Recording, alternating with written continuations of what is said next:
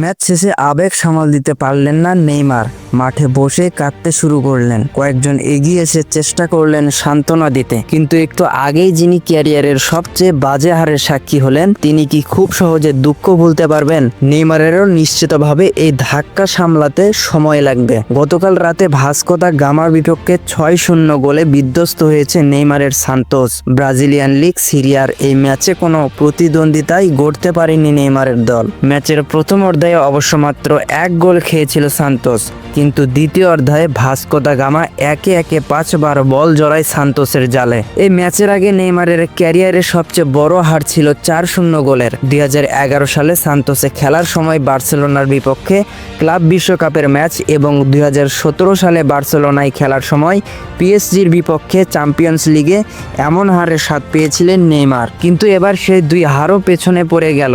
2014 সালের বিশ্বকাপের সেমিফাইনালে স্বাভাবিক ব্রাজিল জার্মানির কাছে 7-1 গোলে বিধ্বস্ত হলেও সে ম্যাচের চোটের কারণে মাঠের বাইরে ছিলেন নেইমার। এই ম্যাচের আগে স্বাভাবিকভাবেই সবার চোখ ছিল নেইমার ও তার জাতীয় দল সতীর্থ ফিলিপে কোতিনহোর দিকে। নেইমার প্রতিনিধিত্ব করেছিলেন সান্তোসের আর কোতিনহো ভাস্কো দা গামার হয়ে।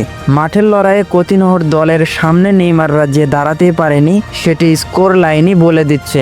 এমনকি ব্যক্তিগতভাবেও এই ম্যাচে জয় হয়েছে কোতিনহোরই। ভাস্কো দা গামার 6 গোলের 2টি গোলই করেছেন সাবেক লিভারপুল ও বার্সেলোনা ফরোয়ার্ড ফিলিপে কোতিনহো।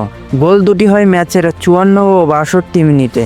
দুর্দান্ত এই জয়ে অবনমন অঞ্চল থেকেও বেরিয়ে এসেছে ভাস্কো দা গামা। 18 ম্যাচে 19 পয়েন্ট নিয়ে 16 নম্বর অবস্থানে আছে তারা। অন্যদিকে এক ম্যাচ বেশি খেলে 21 পয়েন্ট নিয়ে সান্তোসে আছে 15 নম্বরে। ম্যাচ শেষে নেইমার বলেছেন, আমি লজ্জিত, আমাদের পারফরম্যান্সে আমি সম্পূর্ণ হতাশ।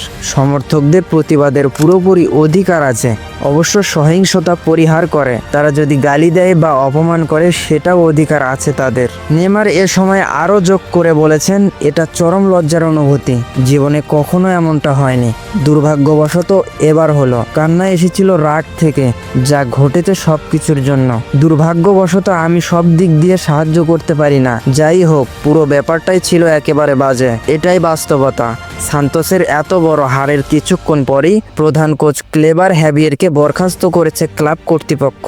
এক বিবৃতিতে ভবিষ্যতে ক্যারিয়ারের জন্য শুভকামনা জানিয়ে হ্যাভিয়ারকে ছাঁটাইয়ের কথা নিশ্চিত করেছেন সান্তোসি।